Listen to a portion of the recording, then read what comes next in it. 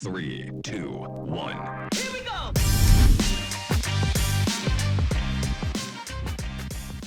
Welcome to the Hook and Ladder Podcast. I'm former longtime head football coach and lifelong 12, Coach Bill Marsh. And I'm Nick LaBow, fellow lifelong 12 and football fanatic. So let's kick off the show with our first topic, that topic being Seahawks football. Nick, I tell you what, it's been quite a crazy week. That it has been. Right? I mean, it has been absolutely nuts. So before we really get really hot and heavy into Seahawks coaching and Husky coaches or the Husky, the new coach and everything else, I wanted to bring up something I've been thinking about for a while. The last few years, as we've gone from this great run from, really kind of from, let's say, the Beastquake run all the way through the Super Bowl. And then, a couple years after that to then just before the pandemic, it felt like kind of something was just kind of off with the team, right? Like we're still doing well, we're still competing, but then all of a sudden we go to a playoff game and we lose. And then there's issues between coach and Russ and the team. And then we trade him. And then there's all these other things. But what started getting to me was, not hardcore, but just as a fan, as a lifelong 12, was kind of this concept of what truly is a 12. Like, what does it mean to be a 12? And as a 51-year-old guy who's lived here my entire life, like, I've loved Seahawks football from day one. Season tickets in the family, go to the games, go to 1983 when they went down to Miami and they flew back. My mom and I went to the airport and greeted them. I mean, so, through and through, even when in 1992 when they were awful, going to the games, being a part of it, still supporting them. And I feel like, not that it's been bandwagon, but that there's just been a change in the flavor of maybe what it is to be a 12, and people maybe jump off quickly, or, they get really upset or bothered, or there's like almost a hatred towards certain things that happen. So I just kind of wanted to get your take on it to open us off here, and kind of a little random thing. Like, and one guy I actually look at is Norb with Norb Cam. He was the, I think the 12 of the year. Seahawks fan of the year. Yep. And I think he represents a lot of things that, that are right about a 12, right? He's a lifelong 12, but people can't help that. But he puts on the war paint on his face, right? Absolutely. Win or lose, he's there for him. He does the community stuff. He greets other people, other podcasters from around the nation when they come into town, right? So he's kind of got all the right attitudes, and he wouldn't abandon the Seahawks as a fan, right? If they had, I think they could go 0-17 for the next few years, and he'd still be a diehard fan the following year and go to the August practices and all those things. Mm-hmm. So, and maybe I'm way off base here, Dick, but what do you think about that? What are your thoughts on either where it's been or this kind of ongoing thing that I think we're not going to solve right here, but we'll make it an ongoing topic, that, as they say, put it in the parking lot, come back to it every once in a while. This concept of a 12, like what does it mean to be a 12, or how would you describe it? So go ahead, take it from there. Yeah, I mean, I certainly agree with you that it's felt different over the last few years, and where I've really noticed it is in the game day settings. I mean, just from going to the games, the crowd's not really as engaged as it used to be. It's not as loud. It certainly has felt like there's been a shift from kind of this, 2013 to 2015 crowd where setting the record for the loudest stadium. It's just wearing Seahawks gear every day. Just overall an epitome and a loyalty to the Seahawks. Whereas now it almost feels as there's a lot more of a kind of fair weather fanness aspect into our fan base, where it's like we've kind of didn't make the playoffs this year, had a good year last year, struggled the year before, to where it's kind of like, okay, people are kind of jumping off in the bad and hopping right back on during the good. That I've certainly seen that a lot, and it's kind of too bad to see. It's interesting that you've seen it. I mean, obviously our age difference is quite a bit, Yeah. But at the same time, a 12 is a 12, right? I think that's the beauty of it, that 72,000 people can go down to a game, and it doesn't matter what part of life you're from or what your social economic status is or anything like that. Like you're one of one down there, right? And you're one of a big group. But like you said, there's been people that, I used to see like all the time, and they're super excited about it, and then they just kind of disappeared. And it's kind of connected to, maybe another team in town, right? Like when we talk about the Huskies and as you've talked about before, like just kind of this feel of, Husky fans, I feel like, granted, they've been around much longer, but the Seahawks have been around long enough, right? They're not a brand new team, so they're well established. But Husky fans have definitely, I think, stayed with things through and through. You got more thoughts on that? Yeah, no, definitely. I've seen it. A prime example of that is just really the last 2 weeks where, you're coming off really easy time to just jump on board and be a Husky fan. Oh, they're in the Without a national doubt. title. Without a doubt. Yeah, and now to where, okay, coach is gone. All of our players are pretty much gone. Right now, as it stands, we don't have a single offensive starter returning. Yeah. Easy time to jump off. Absolutely. And while there's definitely a group of people that have jumped off, I've also seen a majority of Husky fans that have really embraced it in this time of, I'll say, sorrow, for lack of a better word, really increasing their fandom. And I think it helps too. Wait, from say that again. So you're saying in the Huskies' time of sorrow, they're increasing their fandom. Yeah. But unpack that one just a little bit, which you probably were going to do, but just kind of, it's an interesting way to put it. From what I've seen, losing your head coach, all your players are gone. It's like you said, easy time to jump off. I've seen them getting back on stronger and really banding together as Husky fans. And I've seen a lot of, well, whatever happens, we're still Huskies. We're still fans. We're still going to watch our team every week, go to the games, support them, and hope for the best. Whereas I haven't really seen that as much on the Seahawks side of football. Yeah, and I agree. And I think part of that is because so many people seem to really jump on in 2013, 2014, right? I mean, when Pete Carroll came, he made being a Seahawk fan very, very cool, right? It was very, very vogue, right? Because he was the energetic guy that brought Hollywood up from Southern California. They went through kind of the color scheme change, and just everything was just right. And then the players that came in were so, enigmatic, and people just wanted to be like them. And so people all around the world seemed to kind of jump on the Seahawks bandwagon. But then, like you said, things go bad and people just jump to where with the Huskies, I have always felt, Huskies good, bad, indifferent, what have you. People seem to always be a through and through Husky fan. Now, college is a little bit more local, right? Because there's hundreds of teams at all the different levels, to where there's only 32 NFL teams. But it almost seems like to me that's why you wouldn't jump off. That with the 32 teams, you'd pick your team, and man, you'd just be the lifelong Seahawk. But now it's like, I'll be a Seahawk, but they haven't made the playoffs for a few years. No, I'll go over here and be a Kansas City Chief, and now everybody's wearing Kansas City Chiefs gear and wearing Taylor Swift gear, and then it's like, I don't like them because now, it's, and trust me, who's it going to be in the next few years? Everybody will be wearing Detroit Lions stuff, and it's like, well, anybody care about the Detroit Lions, forever?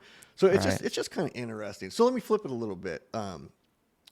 Well, actually, speaking of Detroit Lions, I don't know if you saw the game the other night, but they had the season ticket holder that he's 89 that years was old, awesome. and he'd had it for like 60 some years. Yeah. So it's very, very cool. Like that's their version of a 12 is a guy like that, right? Who has just gone to every game, stuck through it. So flip to the other side before we kind of move on, because I think this is a fun topic. Others might not care, but to me, a 12 is a true 12. Like it's like to say I'm a 12. To me, it's something to be proud of. Like I take pride in saying I'm a 12. I follow the games. I know the players. If we were to start kind of defining what a 12 is, now that we've got 7 months, new coach, whoever we hire, which topic we'll get to next. New hire comes in, and I say, Nick, you're the guy that's got to go in. You got 5 minutes or so to tell this new coach like what the perfect 12 is and how he needs to go out to the podium and express what a 12 is. Define what a 12 is. What are some of the benchmarks you would say? Like for me, an example would be a true 12 probably knows the offense and defensive starters. Sure, 9 to 10 of them. You don't know all the time with injuries and people that come in. You don't know the whole roster. You're not going to know all the special teams guys. Might not even know the punter and the kicker. But a 12 at least knows who the starters are, and they know what time the game is on Sunday, or if we're playing on Monday night or Sunday night or Thursday. Like those would be two basic things for me. But give me maybe just 2 or 3, and we'll kind of continue to build and see if we can get others on other shows or what have you to join us and figure out by next August what the ideal 12 is. That way the ideal 12s can stay, and those that don't fit inside the parameter, we'll still keep you because the bandwagon can't ever be full enough. We don't want to get rid of you. But maybe we can land on some. So what do you think? What would be a couple of more defining kind of in that Nord piece also, I think loyalty is the number one. We kind of talked a little bit earlier about kind of being a fair weather fan, and well, that's not a 12. I mean, 0-18 or 17-0, you're a 12 through and through. You're rooting for the team. Every game you're watching, and I think emotional investments kind of where I see that, where it's, you have the highest of highs and the lowest of lows, jumping up and down, heart attack kind of feeling during those 2-minute drives. So yeah, I would say that's kind of where I'd round a 12 in the most basic, kind of description I can give in 30 seconds. You know what? I think that's awesome. It's a great start, but a great way for us to end. It's just kind of on that basic note. And then, like I said, as we go on, I think it'll be fun to just like literally put some parameters down on it and see if we can kind of come up with who the perfect 12 is. Maybe we go out and try to find the perfect 12. It used to be Mama Blue, right? Like she was probably the representation of what the perfect 12 was. Totally. So now we're kind of moving on from that. All right. New era. It's a new era. So speaking of new eras, man, I don't get overly caught up in these searches. I mean, some people just like eat and breathe everything. I'm more, let me know when we've hired someone. Right. Like I'm not going to let my emotions be ridden on, is Coach Vrabel coming? He's not coming. Is it going to be Dan Quinn? Oh, Dan Quinn just coached a poor game. We don't want to have him. It's going to be the, Detroit Lions OC, the Ravens OC. I don't let myself get caught up in those things.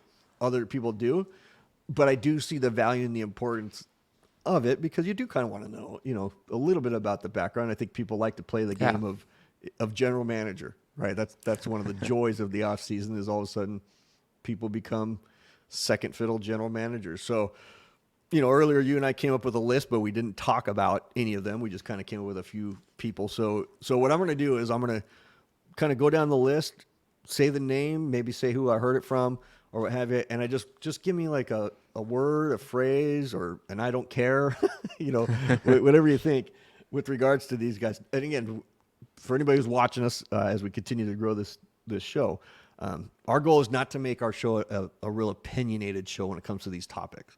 We will definitely input our opinion, but our goal is to try to kind of create thoughts, ideas based on things that we've uncovered, things that we've researched, and just share them out there so that way you can have an idea. So, when Nick is saying his thoughts on it, it's more, here's what he maybe knows about him, not so much this is a guy we want or this is a guy we don't want. It's just to present the ideas and let you guys choose what it is, which I think is different than what some other shows are doing. And it just allows us to give you, the fan, somewhere different to go for just a little different angle on things. We definitely are not trying to be better than any other channel out there because we're all fans of the Seahawks and everybody else. So that is not the goal. Okay, so with that, Nick, I got my list right here. So I'm going to start with the guy that I think brings everybody back to the good old days. Maybe that's the reason why his name was first on the list for a long time. Dan Quinn, who KJ Wright just recently, either today or yesterday, went on a show and said that he was the guy that he wants Seattle to bring back as a head football coach. Dan Quinn. Ooh, I mean, it might be kind of the Husky in me, but I'm always a little hesitant when it talks about bringing in a guy who was formerly an assistant to the guy you're replacing. I think Dan Quinn too. No doubt he's a great culture guy. He's put up a lot of good defenses, maybe not last week, but a lot of good defenses over his past years in Dallas, brought the Falcons to a Super Bowl. I think he'd be a good coach. So right there is two facts, right? Took the Falcons to the Super Bowl, and people get so caught up in, he lost the Super Bowl. They blew the big lead. He still took the team to the Super Bowl. Still pretty good, and pretty good Dallas defenses the last few years. So, continue on. I think, though, he wouldn't be the first on my list. I think people kind of get too caught up in the LOB days. And I think, there's some guys that are better fit as a coordinator than a coach. And I think we brought up new era earlier. I think this is really a time you go in a new direction. Yeah, I think that, like I said, as we continue to talk and try to avoid opinions, I think there is that presentation of things, whether it's some people are, hey, it's okay to go back and kind of get back into the old things. I mean, we did that with UW forever, right? Like forever. 1991 UW, those Husky teams from that early 90s was just constantly talked about. 20 years later, people were still comparing it to then. So same thing with the Seahawks. Like here we are 10 years later and it's still LOB, LOB, LOB, LOB, right? So, Dan Quinn's always going to be connected to that. I think that gives him an advantage in some degrees. At the same time, I think one thing that helps it's not so much recency bias as much as it is just the recency effect. All of a sudden people are going to take one game this last week and that's going to become, and I can't stand the word narrative, but that's becoming the narrative to him. Like, well, geez, how's he going to go to the first press conference as a head football coach for the Seahawks? Yeah. And the first question to him is, well, how did you give up all those points in the last game? Well, things happen. Sometimes you have poor mismatches and stuff. So again, and that's not to say whether I want him or not. Okay, next one on the list. Lately, guy by the name of Mike Vrabel. Obviously people have heard of him, former head coach at Tennessee. Another guy that's done some phenomenal things, and then this year seemed that it was kind of a surprise. I was really surprised that he was. I was too. That kind of finished there. And the one thing I will say, and then I want you to give your take is, because I'll forget it later, the idea of retreads. Now I don't think Vrabel falls in that category, but I'm always a little bit leery of retreads in terms of guys that were head coaches recently and don't take enough time off to just maybe kind of reflect. Like I always feel like in most cases, coaches that were just a head coach should take a full year away. Like not even be a coordinator, not be just, go work in the booth as a analyst for CBS or do something just to step back away from it versus trying to immediately take another head coaching job. And it just seems like we're, especially in the NFL, it is the most recycled, rehashed, retread league there is because people are scared of the unknown, which is where we're about to go next. So give me your thoughts on Coach Vrabel, because like I said, the reason I said that is because I wouldn't necessarily put him in that list because he seems like a pretty bona fide head coach that he does kind of left under questionable terms. Not like he was a good coach, but he just went 5-12 and 4 in this and had off of records, and who'd want that retread? So yeah, I mean, looking at just the Titans roster over the last couple of years, especially this last year, I mean, the first word that comes to me is overachiever. A roster that didn't really have much talent. He played a lot of tough teams and still put out about 7 wins. He's very much would fall into what now would be considered kind of old school in his coaching. He's pads in practice, full on week to week. He's old school. No doubt about it. Yeah. I would love to see him here. I think culture is a really big, important thing. It's the number one thing I look at, and I think he has what it takes. Well, and you heard John Schneider talk about culture, that the thing that he was kind of given the directive of is maintain the culture. Like that's what Mrs. Allen told him in terms of do what you need to do, what I like about her is I think she's a great, probably more of a mentor, but not going to be she's not going to be the Jerry Jones micromanager, right? Right. So I agree. Letting Schneider do his thing. Now he's in an interesting position, right? He's been general manager for all these years, but he's never hired it didn't even dawn on me till today. I was talking to a buddy about it, and he's like, "Yeah, what do you think he's going to do?" And it literally came out of my mouth. Well, he's going to be hiring his second. And as soon as I started to say it, I was like, "Well, wait a minute, he didn't hire Carroll." Yeah, he kind of just came in, was offered the opportunity to do such, and wow, next thing you know, so it's been all these years, but he's so dang good at everything else that totally. To me, the key is as long as he goes and asks other people what are the right questions to ask, what is the right thing, how do you figure it out? Because that's where, going back to Vrabel, if you're told, hey, keep the culture as it is, keep it positive. Well, positive doesn't always mean rah-rah. Right? Yeah. Like people used to make that, I think, misconception with me because they'd see me as a head football coach, and I like to see myself as, the player's coach, ultra positive, enthusiasm breeds enthusiasm, arm around the player. But what I would tell the parents is, yeah, my arm might be around your son, but I'm probably chewing him out. I'm just doing it in a very nice way from an optic standpoint. I'm not going to chew him out and yell and scream and be crazy, but I'm still giving him an earful. So if Vrabel's going to be that kind of guy, like some people are going to really want him because he's got that tough background, is he a maintain the culture guy? Because the head coach does definitely run the culture in the entire building. So, okay, let's move on to the next one now. This next one I think is very intriguing in terms of just where he's at and the options he's going to have. And for some of these guys, it's got to be so hard. And I remember feeling this as a coach, both when I was an assistant and then even as a head coach when offers came my way. It's the old grass is always greener, and now is the right time. Like I'm waiting. I want to be a head coach so badly. So if opportunities come, I got to take it versus maybe you got to wait a year. And the guy I'm talking about is Ben Johnson, the Detroit offensive coordinator, who's obviously they're having a fun run. He probably isn't even thinking about it or doesn't want to think about it. At the same time, he knows his opportunity is coming. I'm just curious if he even does it this year. Does he look this year and go, okay, I want to take it? And that's where timing is so interesting, right? Like it is. If all these jobs get filled up and he hasn't had a chance to interview, does he take something that's just because it's the last one and it's open and he wants to be head coach? Or does he look back and go, you know what, I'm going to wait a year. And trust me, it's hard to be patient. Yeah. Very hard. But you're betting on yourself too. Yeah, absolutely. Absolutely, Nick. So tell me, what are your thoughts on Ben Johnson? I mean, no doubt what he's done in Detroit. When Jared Goff came in at first from the LA trade, it was kind of seen as a bridge quarterback. Okay, you have this guy for a year, and then he's gone. And now he's in top 10 QB conversations. That offense is... Isn't that crazy? Jared Goff. Yeah. Which shows that offense is great. Which shows that even in the NFL, guys, if they want to be coached up, can be coached up. Oh, yeah. Like people thought that Goff was the bridge guy that was going to be done in a year or so, or he's going to be the backup.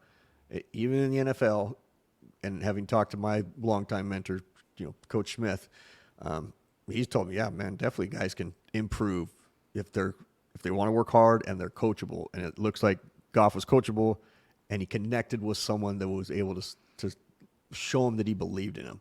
Yeah. Right. So continue on. And I think really when I look at Ben Johnson, I look at a perfect mix. The word culture comes to me. Dan Campbell, in Detroit, I think that's the prime example of a good culture in the NFL. And so you're kind of combining that culture aspect that Detroit and he has, and then also kind of the brains from his perspective as a kind of offensive guru, I would say. So I think he's top of the list for a lot of people, and rightfully so.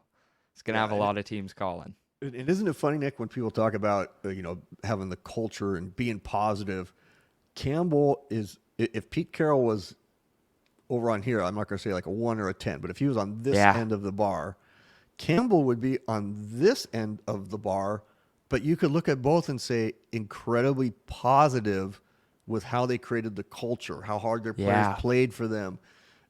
Campbell right now is where Coach Carroll was 10 years ago, right? Like, just starting to build this thing. Guys are buying into him. All of a sudden, Detroit's going to be a destination spot because of him, and he represents his city, right? Yeah, so he does. He's got the paying customer buying into him.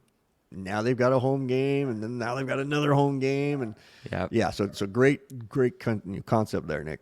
Okay, how about Bobby S., the Ravens offensive coordinator? And actually, you could talk about two of them. Their defensive coordinator too, Mike McDonald. And I don't know if Bobby, is it Slowick? Yeah, and he's with the Texans. Or with the Texans. I'm sorry, with the Texans. Yeah. So you got Bobby Slowick with the Texans, and then we'll get to Mike McDonald.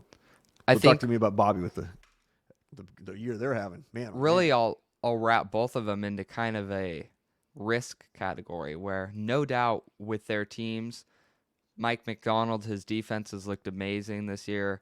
Bobby Slowick, that offense, C.J. Stroud, he's looked amazing with the Texans. But these are both first-year kind of guys. They're super young, super raw, and you're really taking a risk by, giving them the head coaching position with how young they are. No doubt they're smart. I would kind of like to see if they had maybe a couple more years under their belt, I'd consider it a lot more. I wouldn't necessarily be mad if we hired him, but you're certainly taking a risk there. Well, yeah, and a steep trajectory to success can also burn you, right? In terms Yeah. of it's awesome right now, but if you can't back that up with some longevity, that goes back to what I was saying about Ben, right? Like they're doing so well so quickly. You can almost bring Coach DeBoer into this, right? Like here's a coach that from there's no way he just thought 7 or 8 years ago he'd go from NAIA, like the smallest level of college football, past D1, D2, D3, FSC, FBS, all those, all the way to Alabama. Yeah. That quickly, but now he's going to have to really hold that, and he's got a tough job ahead of him. Now, it's a phenomenal story. Like if you back yourself up as a Husky fan, it's a phenomenal story. So moving it back to this component, when you go to when you become an OC, it helps to be lucky sometimes, right? Like It does. I said on the last show, or maybe I put in a text to you guys, can we stop using the Wonderlic test? There was two things. Can we stop using the Wonderlic test to talk about what we think of quarterbacks?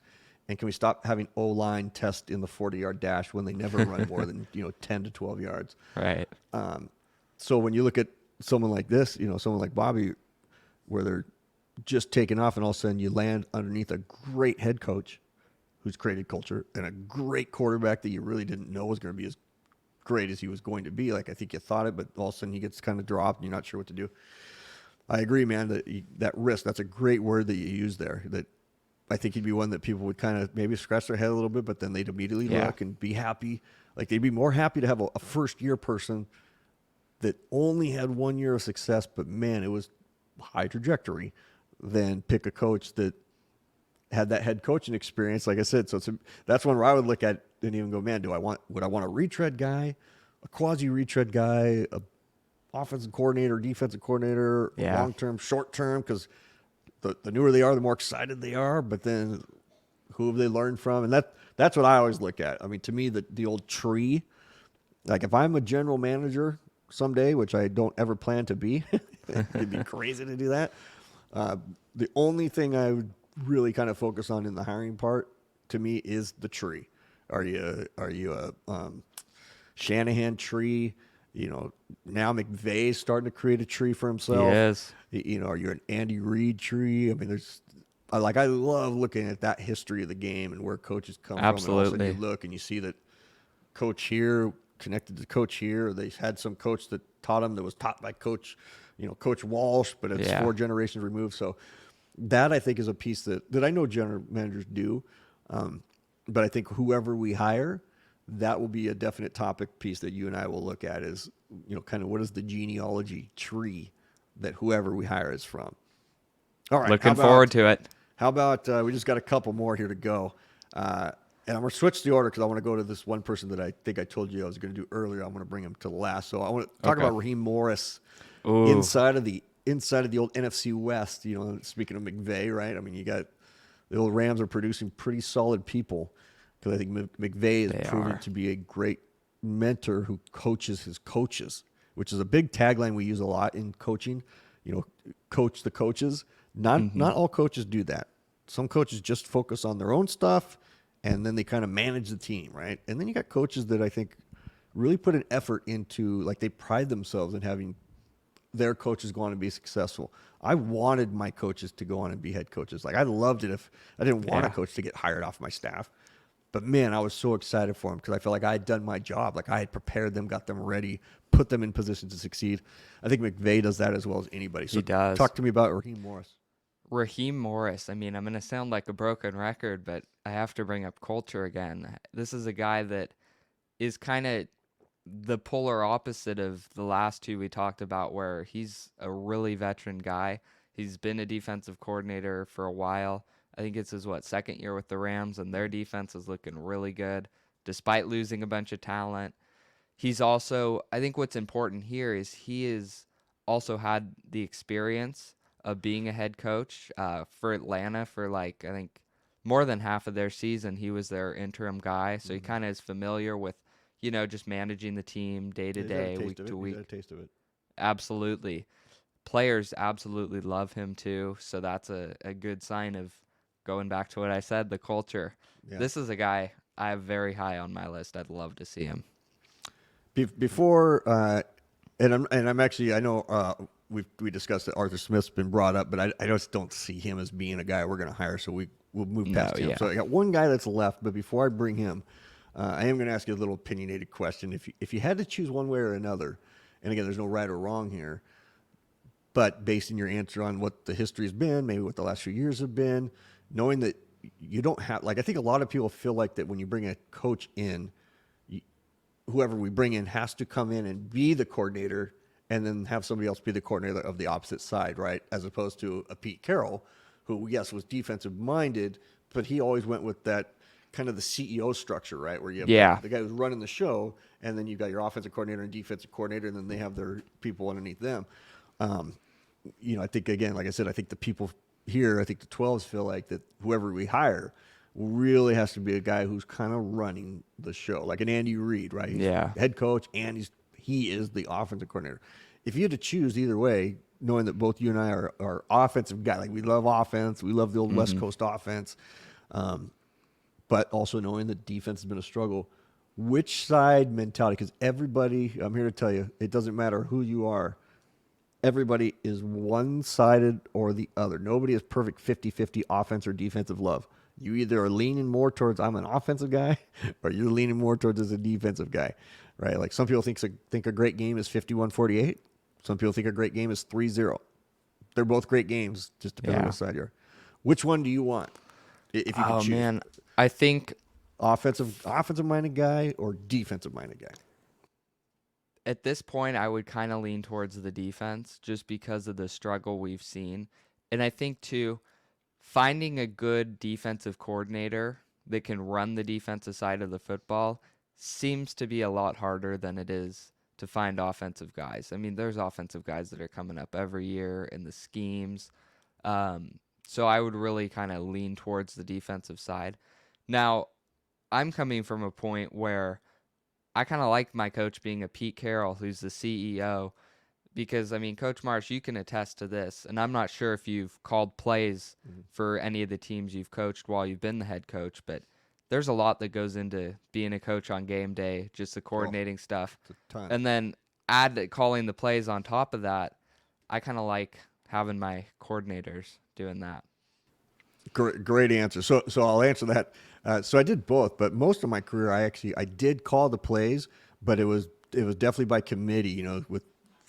Having an upstairs guy and you got 5 people on the headsets and all those different things, and you have 8 seconds to make a decision, and everybody has an eternity to second guess it. So really, what I did was, as opposed to, even though I was head coach / offensive coordinator most of those years, a lot of the times I would default to allowing someone else to call the plays. But I always said I have 2 things, right? I got, more kind of 3. The big time calls, I have red zone power, veto power, and then I have the big calls. So veto power meaning if someone calls something and I just don't like it, like it's 3rd and 20 and we're running a dive inside, I'm going to veto it and we're going to throw something that gives us a chance of the first down, right?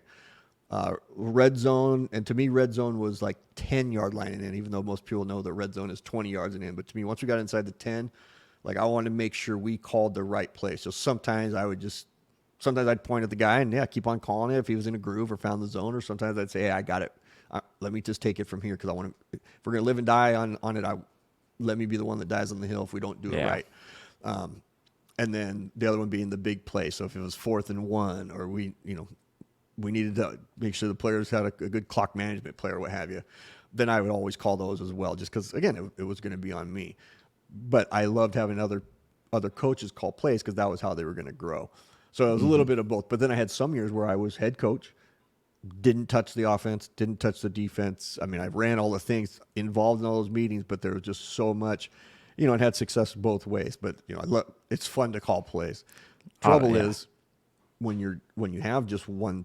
When you are the CEO type, but you're not inside of that offense or inside of that defense, then sometimes things do happen, like we had happen a few years ago with the Seahawks, where all of a sudden maybe the head coach doesn't like the way the coordinator's calling the plays, and so instead of having a conversation with the guy in the mirror, you're having a conversation with someone else, and that person's like, well, hey, you hired me. And what the problem, Nick, that people run into, especially when they're younger, and I did it too, is they think it's their offense. Hey, it's my offense. Hey, you brought me in to run my offense. You brought me in to run my defense. And it's like, nah, really, you're running your offense or defense underneath the umbrella that is my philosophy Yeah. that we've discussed on how to win. And that's why I always said we, us, are is always greater than me, my, I, right? We, us, are is always greater than me, my, I. Like we have to create the offense. We've got to create the defense. We have to create a philosophy. But in the end, I was hired to be the head coach. I was hired to be the guy that is going to drive the vision, drive the culture, drive the ship. So that's why I always liked running, kind of running one of those things. But it is definitely interesting. And what's kind of interesting to me, Nick, is the fact that you said defense. I thought for sure you would have leaned to the offensive side. I'm actually kind of excited to hear that you said the defense because I would too. And here's why. I think throughout the course of history, defense is quicker to get going early in the season because defenses seem to always kind of get going, but once the offenses get rolling, they get rolling. But defenses overall are the ones that have to catch up to whatever the new evolution of offense is, right? And offenses nowadays seem like they're evolving as quick as internet and cell phones and everything else and apps and all those things are going, right? So to me, having the defense taken care of and making sure that we can make in-game adjustments and all those things that need to take place, I would want my head coach to be in with that meeting and really focused in understanding the nuances of all that. Offensively, it is a copycat league, right? From NFL to college to high school to youth football, everybody's doing RPO. Yeah. Everybody's doing shotgun. I mean, to listen to Nick Saban talk about how Michigan really threw him off because they were coming out of the huddle just tells you how far the game's come, right? Like, man, Michigan really threw us off. And people were like, oh, that's stupid. And I was like, no, man, he's got a great point. Like, that just threw off their timing. They put it down to 2 possessions per quarter. So I agree with you. If we had our druthers, I would also hope for a defense. But again, culture first. Okay. Absolutely. So let me give you this the last guy I want to hit on here, which is a guy who's their team's been phenomenal. They put up 70 points against Denver early in the season, and that's Frank Smith, the offensive coordinator of the Miami Dolphins. What do you think about Frank? Frank bringing that prolific offense, who again, he's kind of in the Quinn, even though Quinn's had some head coaching experience, the most recent game, right? Maybe the most recent couple of games, but if you look at the broader picture, he really did something. But man, he also had some tools. But did he with quarterback that maybe wasn't the greatest? But so, what are your thoughts there, Frank? I think there's really with him, it's a lot more due diligence, and I'll use that word coming from kind of a John Schneider perspective of, hey, we have a head coaching opening. It's my job to hire. I'm going to interview every single person out there. There's a big question with him that I have, whether obviously Mike McDaniel's the big guy in that offense. So how much is he really involved in that? It's an Andy Reid, Eric Bieniemy. Absolutely. I guess I shouldn't say it is. I would say, is it, right? Is it right. Eric, Andy Reid, Bieniemy type of deal where people just don't really know, like they know, but they don't know, and everybody thinks they know, but they don't really know. So, and there's great call. There's such a mystery there too, because Mike McDaniel came out of the same sort of deal with Kyle Shanahan, where he was the offensive coordinator, but he wasn't calling the plays. So it's kind of a hit or miss. Yeah, it really is, and so and again, when these guys come, and if they've had minimal head coach experience or have no head coaching experience to run an intricate offense and be a head coach, yes, McDaniel's done it. He's just a different breed, though. Oh, right? totally. That dude is a different breed, and there's a reason why I would love to play for him. And I think he is the modern day coach that is also the future of coaching. The guy who can wear the swag, can talk the lingo, can connect with the guys, but can also sit at the end of a game that is the end of the season, get emotional with his players in the locker room like he did at Kansas City, and all those players believe him. Like when I watched it on Hard Knocks, I was like, man, that dude is genuine. Like he's funny as heck, and he does all these goofy things and everything else, but he knows his football. But the guy genuinely cares also, and that's just it's the culture that we're living in. Okay, a little bit of transition. Then we'll talk to Husky football here, but this is kind of a quasi coaching deal. Our guy Shane Waldron, I didn't put him in the list of the guys we were just talking about because I think there's maybe three opportunities. I haven't heard his name much out there. And those three things to me would be, is he going to get a chance to, my question to you would be, do you think he's going to get a chance to interview to be the head coach for the Seattle Seahawks? Probably that's 1A, 1B, and I'll come back and repeat them if you need me to, because 1B would be he might not want to because of a lot of people kind of being down on him, right? Like, I love him. I think he was solid. I think he didn't get a chance to have the same guy for 3 years like a great offensive coordinator needs. A great offensive coordinator needs the same quarterback for 3 years in the West Coast offense to really roll. And the first year, he had a guy that went combative on him and did his own stuff. And I hate to talk down about Russ because, yes, he gave us great years, but I'm just basing it on Shane Waldron.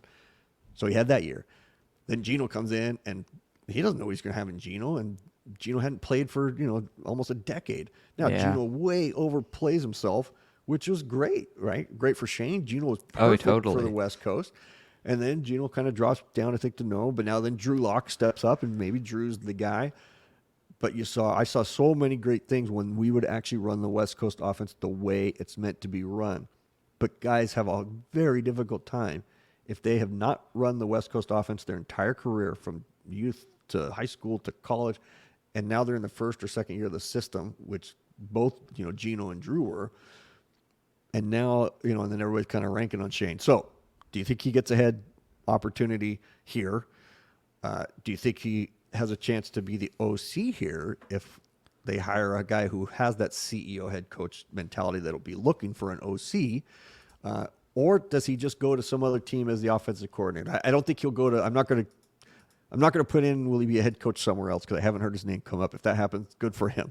So really the three things are, does he get an opportunity to be a head coach here, which people have talked about? Does he get a chance to be the OC here, remain as OC if a new guy comes in? Or do you think he's going to be running the West Coast offense with another team, and in 3 years, you and I are going to be going, yep, that was our guy, and he's running around with the Lombardi Trophy with some other head coaching team, like with a Derek Carr or somebody else, right?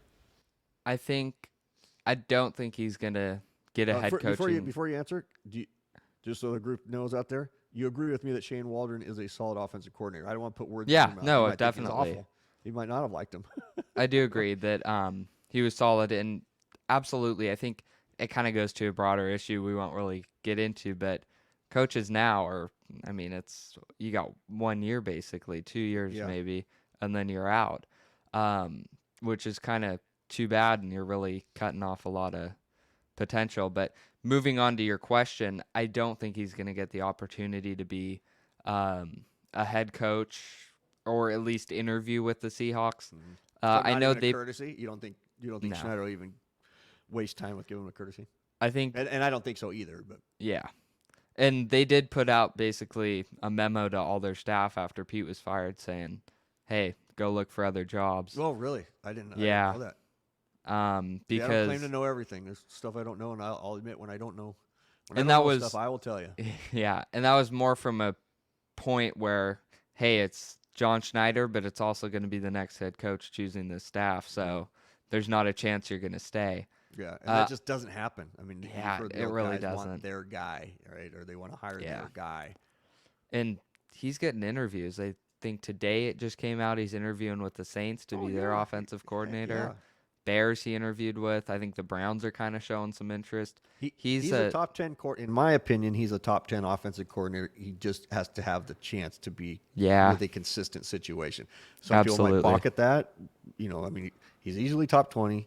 People might mostly put him in top 15. I think he's top 10, just based on, again, the tree that he's from, and that he's had kind of 2.5 different quarterbacks. Yet he still found ways for us to come back and win a lot of games this year, and it's really close to us being a 10-win or 11-win or those things. So, okay, so no head coaching job. You don't think he'll be that guy. So your sense is that he's going to be an offensive coordinator somewhere else. And where does the Nick Predictometer, which I might have to come up with a special name for it, any sense of or thought of where he could land?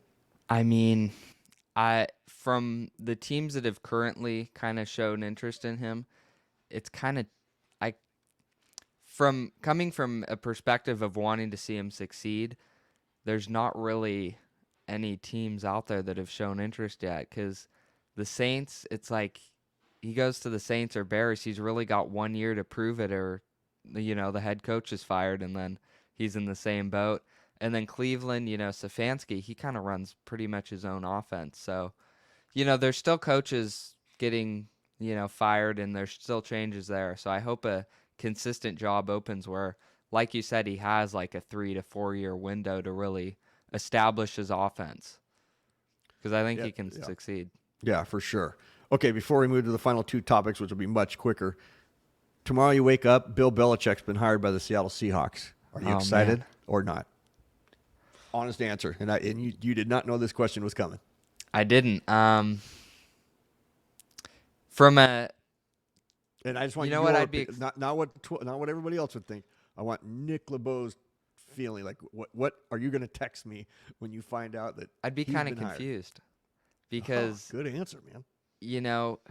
Bill Belichick, pretty much his whole career, it's been him running the show from a general manager point, president point, coach point, and now he's coming in where he's supposed to be the guy that's under a John Schneider wing.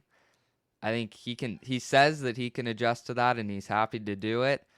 I don't know if it works out in the long run. So I think I'd be confused by the hire. Yeah, I think everybody would. It'd be interesting to do a poll. If we had a huge following, I'd be curious how many people. I honestly have no idea if it'd be 50%, 50-50, 25-75, which direction the 25-75 would be. I honestly don't know. So, okay, wanted to throw that at you. Okay, two other points. The final one will be really quick. But this one, University of Washington, as we transition from Seahawks football to University of Washington football, they make the hire with Coach Fisch from Arizona, and it's so fascinating to me, man. And we've talked about this a lot, where all of a sudden, here we are, we're so devastated that a school came in, swooped up our guy. I'll let you even speak to the fact that now we're finding out that, hey, maybe they didn't come in and swoop up so quickly. Maybe it was happening a lot earlier than we thought. But school comes in, they take our guy, they kind of take all the wind out of our sails, so to speak, and pour us, our poor players, our poor community, and let's go ahead and go do that to some other school. Right. We go get a hold of Arizona, we rip their guy out of their community, who they loved. Now, I will say, from an opinionated standpoint, he was the number one guy on my list. There was nobody else I wanted more than I wanted him to be hired. And it's not because I'm super close to the college game or what have you, but I do follow it very closely. I do talk to people that are, somewhat connected in those circles. And man, everything I have heard about this guy and having followed him, and the reason I follow him, Nick, just so you can understand where the guys I like to follow, is because he did not play football in high school. He did not play football in college. He participated in tennis. And I love it when people can show themselves to be very successful in any walk of life, but obviously in football, because that's my passion, because it breaks the mold of, well, you didn't play, therefore how could you know? Which is such a common thing from NFL players or people that are out there, when they talk to the media, or like, how do you know you didn't play? And it's like, that it doesn't matter. It doesn't matter. Just like playing doesn't mean you'll be a great coach. There's a lot of guys that played that are awful coaches, right? So, I think the last guy who actually made it to this level, who didn't play a down of football, is a guy by the name of Mike Leach, who also happens to be one of my favorite guys of all time. Rest his soul. Yeah. The greatest guys ever. So I will just preface before I toss it over to you that I'm ecstatic about the hire. I'm a Husky through and through, so I don't care how long it takes. I hope he stays here for a while. The only thing I'm concerned with is that he has been a bouncer in terms of I didn't choose to go into college coaching because I could not move my kids every year or two while being under the regime of a head coach. Right? If I became a head coach, I probably would plant myself. But as an assistant, you're bouncing, and if the coach gets fired, you got to go, or maybe the coach gets fired and you move. I mean, this guy has done so many stops in his couple of decades as a coach, you hope that this is the end, but he's also been in the NFL. So it's like, is he going to go back to the NFL or go across the I-5? So tell me kind of your either your thoughts on Alabama screwed us, but we went and screwed Arizona, or him as a person, or how you've seen him react, or how it's impacted the, what's going on at UW, or wherever you want to take it. I just want to get a little bit of thought on being that we kind of closed that door pretty quickly. Hats off to the AD who did everything he could to keep DeBoer here and proved himself to, I think, be a worthy athletic director. Totally. And amongst not being able to get a guy committed at nearly $10 million a year, immediately turned around within 48 hours. We're getting tweets from the new head coach. I'm coming to Seattle. So, what do you think? What are your thoughts? No, I'm excited for the hire. Number one on my list was Pete Carroll, but realistically, okay, fair enough. I get that. Yeah. I will agree. Yeah, but realistically, no, Jedd Fisch was right up there. What he's done to Arizona in just 3 seasons, Arizona's kind of a tier below us, I'd say. Oh, yeah, without a doubt. Definitely. And here they are crushing a huge Big 12 team. It's a landing spot for a lot of 2 and 3 stars. Yep, absolutely. And then here they are just this past season, winning the Alamo Bowl against a kind of Big 12 powerhouse in Oklahoma. I thought the hottest team in America, really. Other than the Final Four. If you take the Final Four teams out, I'd argue Arizona was the hottest team in America. Maybe Missouri, but but they were rolling the final few weeks. No doubt. And you heard his interview, right? That was great. It was fantastic. He got an A+. Yeah. If I'm great, and I love doing motivational speaking and all those things, but especially I always listen to a coach and think, if I'm a player, I'm obviously a fan, but the different lenses that I'm looking. If I'm the AD watching this new guy I hired, if I'm a community member, if I'm a Tyee member, if I'm, again, if the players I mentioned, how are they all taking it? Like across the board, I'm like, any one of them. Yes, of course they're going to still jump in the portal if they made their decision, and that's why I wish people wouldn't make emotional decisions. Like, hey, dudes that jumped in the portal, maybe wait a couple days until you see who we hire. Yeah. Before you just go, well, I didn't get my, like the 2 or 3 5-star guys down in Alabama. I'm sure they thought they were going to stay with this hire, and they had already decided to leave. So what were your thoughts on the press conference? Because I thought he just absolutely nailed it. I did too, and I thought it went to. It said a lot that Troy Dannon, and I think this was in a prior interview too. He said, "First time I called him, I knew that was my guy." Yeah. And that goes to show. I like the culture. Sound like a broken record. I've been saying it all show. Because the genuine excitement that, having, because I was an athletic director too for most of my career, and there were times where I would initiate a call with somebody, or just, I just want to get the feelers out there because everybody does that. And, now obviously at the high school level, people didn't have to apply and blah, blah, blah. Mm-hmm. I wish it was as easy as call someone, hear their voice and go, yep, you're my person. But there were times where I'd call someone, at another place, and man, in the first 30 seconds to a minute, I could just sense like, oh man, I gotta talk to this person, whether it was a male or female regarding whichever sport, didn't matter. So yeah, when he said that, I was like, okay, that means something inflected in that guy's voice, like he must have almost committed, like, hey, do whatever you got to do. Like the money, it wasn't about the money or about, it was, a landing spot. It was about the University of Washington, right? And all of a sudden he's got visions. The Husky, like, visions come in his head, and like, let's go do it. Like, so I agree, man. Absolutely agree. That was great. And I think I'm not as worried either about kind of him jumping around, because really the jobs he's had that he's jumped around from, it's been kind of, quarterbacks coach, passing game coordinator. Yeah. He's had positions where the head coach gets fired, so he's out there. And this is a little bit of hope kind of coming out here with what I'm saying.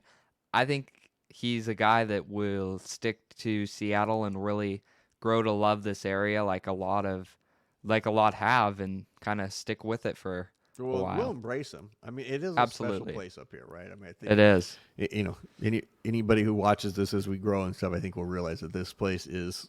Look at our backgrounds, right? You look at Husky Stadium, greatest setting in college football, and Seahawks Stadium, but just the whole Pacific Northwest vibe and everything we have going on, and a great place to raise family and all those things, and just the fact that he was so energized by things. And then when he spoke, one of the things he talked about, which I agree. So when I say I look at his background and maybe not so it's bouncing around, I think he seems very methodical in where he went. And then all of a sudden now he's at Arizona, and now all of a sudden you're at UW.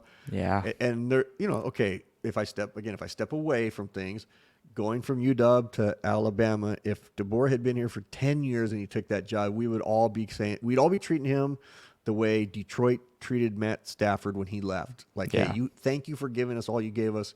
Go get what you want. Go get what you deserve, right? I think we just felt like we had the guy we thought we were going to, go to the end of the time with, right?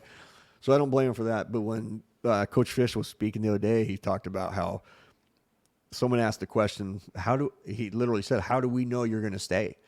And he skirted it. He didn't say, well, I'm going to stay, because I don't think Coach should say that. But he said, look, we're going into the Big Ten conference next year. There's really only 2 conferences. Well, there's multiple conferences, but he kind of just said, hey, look, it's us and it's the SEC. Yeah. The 2 conferences next year, they are the 2 best conferences in college football. So where else am I going to be looking for jobs? Right. That's basically how I was hearing it was. Yeah. Unless the head, he's not going to be called to be a head coach in the NFL. Like, I just don't see that coming. So he's basically kind of saying, who else am I going to? The only place I would go is the other 10 or 11 teams I'm going to face, in my own thing. So, and there's just something, Nick, as you've experienced, and this is biased, but having walked out of the tunnel at University of Washington many, many times, having stood down on the field, being very lucky to be down on the field on many occasions for Seahawks or Husky games. I mean, Seahawks games, it's incredible. The noise, all those things. There's something about college football, and when you're out there at the University of Washington, and when you come out of that tunnel and you see 72,000 people, and you're the man. Like, I'm not talking as a player, like a Locker or Penix or Tuiasosopo or Brunel or all those great players from the past. I'm talking like when you're the head coach and you're looking at 72,000, you're the guy. Like, there's not a lot of places you can get that. Yes, no. Alabama can give that to you, but I think a guy like this is going to appreciate it more. Not to say that Kalen didn't. He just seems really down to earth. He just seems. I thought it was cool too. Easygoing. During the interview, him bringing up his wife and saying "First Lady of Husky Football" and kind of getting the family involved. So I think that kind of goes to your point as well. There's no doubt about it. In fact, my mentor, Chuck Tarbox, he had won multiple state titles. Seattle Times ranked him the number 8 coach of the 20th century. Just phenomenal guy. And he was one that, after my first year, I wanted to be a head coach. And he said, no, you need another year. Well, 5 years later, he finally retired. But I was so thankful that he waited 5 years, because he just wanted to wait for me to be in the right spot and be ready to go and all those things. But every single game when we had finished and ride, because we were kind of a nomad, we didn't have a home stadium, so we had to go to different places.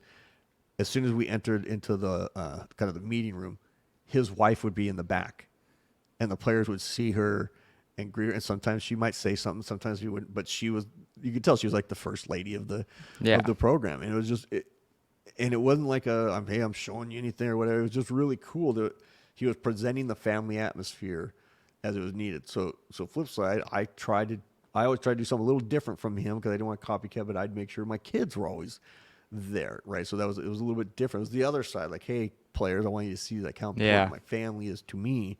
I'm not going to sit up here and be a hypocritical coach. I'm not going to tell you family first, family important, blah, blah, and then you never see my kids. Right. Like, no, you're going to see my kids. They're the first people I'm going to see after the game. They're going to be ball boy and ball girls eventually, and all those things. So yeah, I agree, Nick. I think you said it the other day. Wins help people forget things, right? Like, wins can help people forget things really quickly. But just be a good dude, right? Mm-hmm. Just be a good person that represents, and you'll get a lot of leeway up here. You will. And I think people are going to understand, like with NIL and with the all the different things that are going on, we're just in a different era. It's just you can go from undefeated to winless real quick, and the other direction. Yeah. Right. And it's kind of like the opposite of the NFL, which is parity. You can be kind of 9-7, 7-9, 10-7, 9, all those different records. For the most part, everybody's going to be kind of right in there. So I will say, Nick, that the one thing I wish you would have said, and I brought this up to you before the show, was if I always listen to these interviews and I think, what is the one thing I would have said? Like, just like if I had a chance to, when I would be interviewed for newspapers, I'm aging myself, but even when it was internet reporting that was doing or post game, someone would come after a big win and I was so energized and talking, and then I'd get on the bus and go, oh man, I should have said this quote, or I'd get on a drive home and think, oh man, I could have had a really cool quote if I'd have remembered to say this. So when I was listening to him talk, I just so badly just wanted him to really ingrain himself in us being Husky Nation, and say something akin to, hey, everybody, just give us some time, because there's going to be a day where we walk out on the field before the game and you're all going to see me shaking hands with Kalen DeBoer and the University of Alabama as we prepare to beat them. I don't know where it'll be. I don't know when it'll be, but just know that you're going to want to be there for it. Like, just something along those lines just would have been the perfect, like, I know your pain. I can't fix the pain, but there's going to come a time, and just, man, that something like that would make you go, oh, good gosh, I will run through the brick wall for you, and maybe you're going to stay, maybe you're not, but at least you get it, right? Which he does. So again, absolutely, you look back at those things. So, all right, here we go. Definitely. So, and I think, I think the other thing that's going to be interesting is to see two new coaches who come in at the same time, how they integrate, if they do at all. And I think you had done some research, and if you don't have the answer, you can bring it up next show, because I couldn't recall the last time we had two new coaches, or within close to a year. I know, like, I think we brought Holmgren in, and that might have been during the time when we'd hired a new UW coach, because there was a time period there in the 90s and early 2000s where we had a handful of UW coaches, because it was just getting really bad. Great guys. I mean, we had Gilbertson and Lambright and all those guys. Do you recall when the last time might have been? And again, this is a setup. Like, I know this might be, people might think, oh, it's a setup. It's not a setup. Nick and I have been talking about this before, and he'd already shared it with me offline. Yeah. And I just thought it was fascinating that you brought this to me. But when was the last time that we had two new guys? So there was, the last time that we're going to talk about was 1999. We brought in Mike Holmgren, brought in Rick Neuheisel. Oh, that's right. Neuheisel. Both of those guys, man, they really kind of turned it around for, the Seahawks and the Huskies. And then there was another time in 2009, but I don't think we should go into that. No. Okay, yeah, we'll hold off on that one. We'll come to that one next time. But you're right about that, right? Like, it was different from the standpoint of, they weren't coming in and taking over for winning. They were coming in and taking over for, like, just downtrodden football in Washington, right? And regardless of what people think of Neuheisel, who's really kind of protected or come around from when he left, I think people just thought they used to call him New Weasel and all these other things. And I love the guy, man. I loved his attitude. He's a Seattle guy too. Oh man, through and through it. When he came here from Colorado, which is going to be a segue to the final topic. When he came from Colorado, man, people were just amped. And then he takes us to the Rose Bowl and Tuiasosopo, and we're just kicking butt. And then all of a sudden this guy named Holmgren comes in, who everybody had seen kicking butt, over there, and, doing all the stuff that he did, winning Super Bowl and all those things. And then so over the next few years, obviously one gets us to a Super Bowl and one gets us to the Rose Bowl. So I think it's all to say that things can get bad, but before you know it, people forget, and the next thing you know, 20 light years at the end of the tunnel. Light at the end of the tunnel. So, all right, Nick, last topic.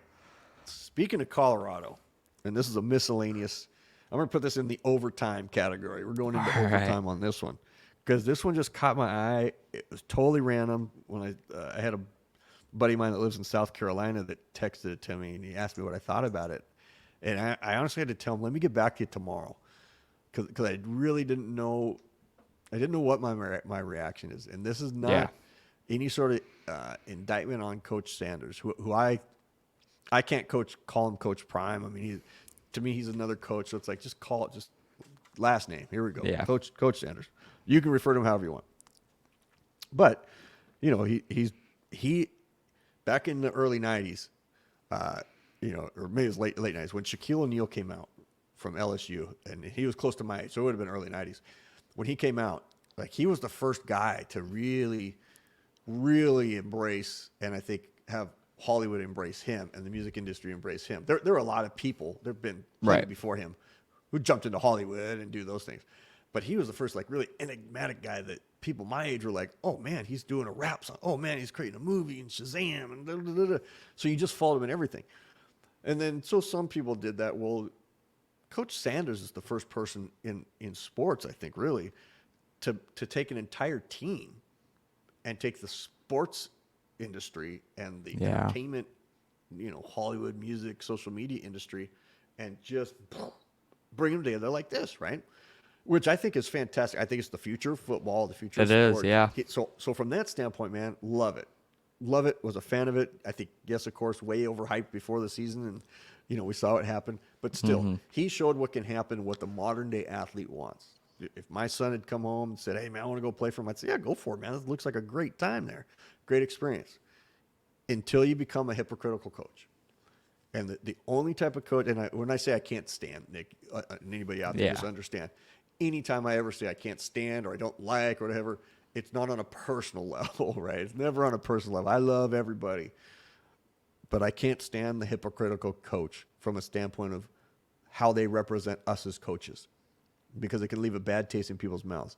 So what I'm talking about is you get videos come out of the last couple of days of Coach Sanders at his first team meeting for 2024.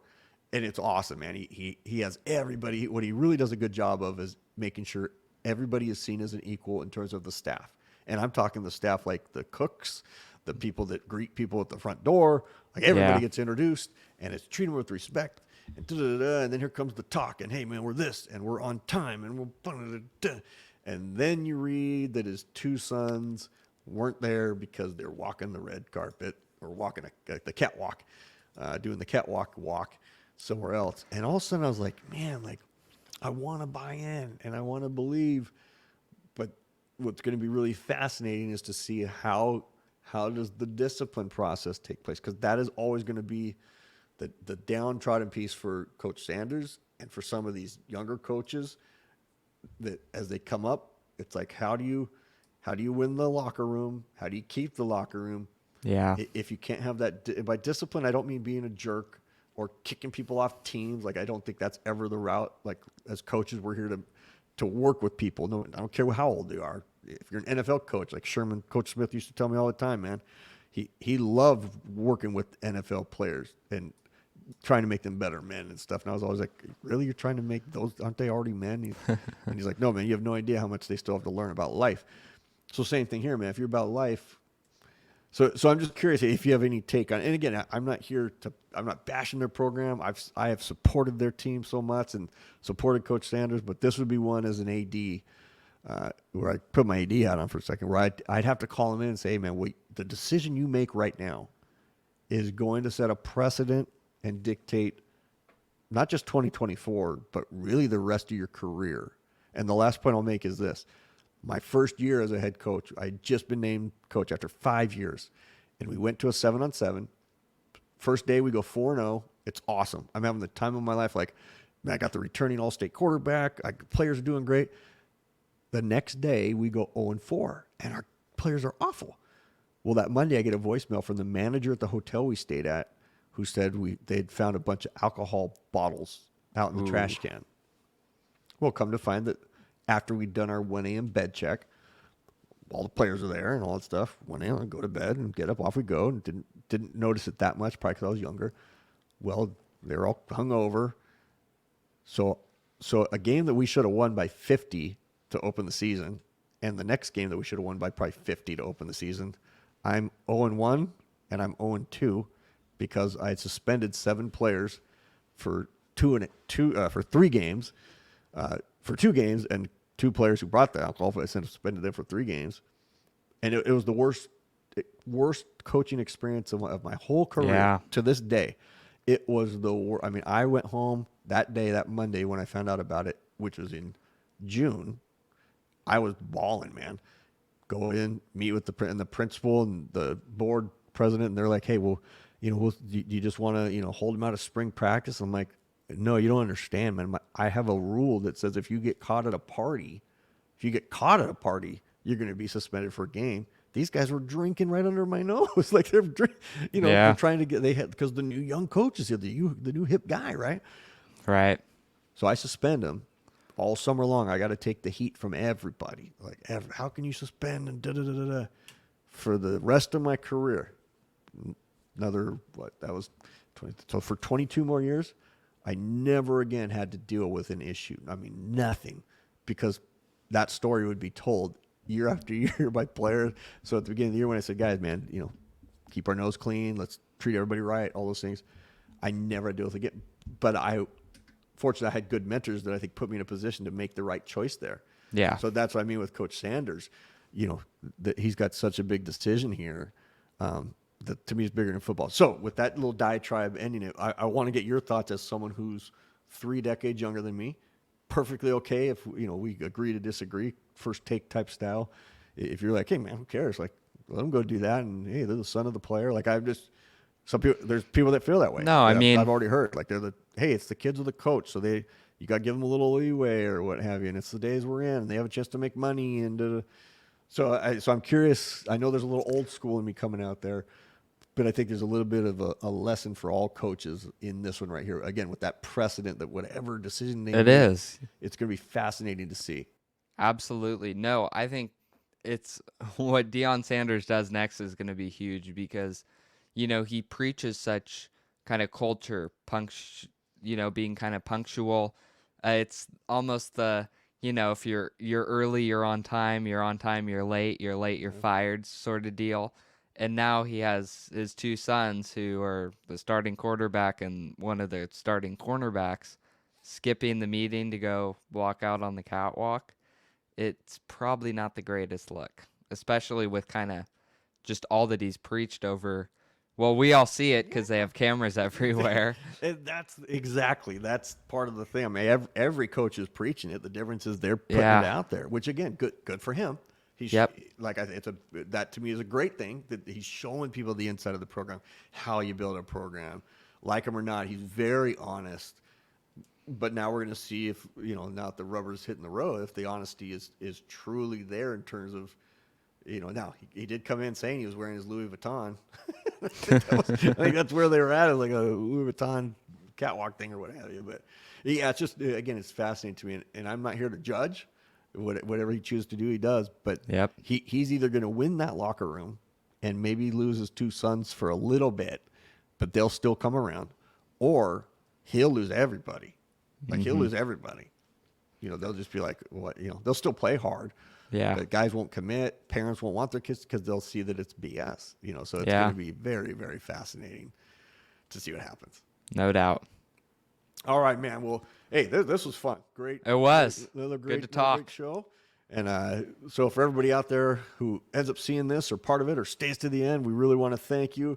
And just know that we are going to continue to try to bring you as much fun stuff as possible. So with that, I'm just going to say, I'm going to say one thing to you, and I really mean this from the heart, and we're put a little football piece to it. Life may have you covered at times because, you're going to find that there's a lot of things that are going on in this world and it gets a little bit crazy, but we hope that you realize that you can always come to our show and we're going to be filled with wide open fun. Fun and great dialogue, great conversation. Love to have your thoughts. Definitely want your suggestions. So please, by all means, put your suggestions in the comments. Let us know what you want, the topics you want to see. Do you want us to react to stuff? Do you want us to break down different things? And if there's topics out there that we need to cover, we're certainly looking to go beyond just Seattle and Husky, Seattle Seahawks and Huskies. We'd like to branch this out and bring you everything you need. So with that, hope you have a wonderful day, a great 24 hours, and we'll see you next time on the Hook and Ladder podcast.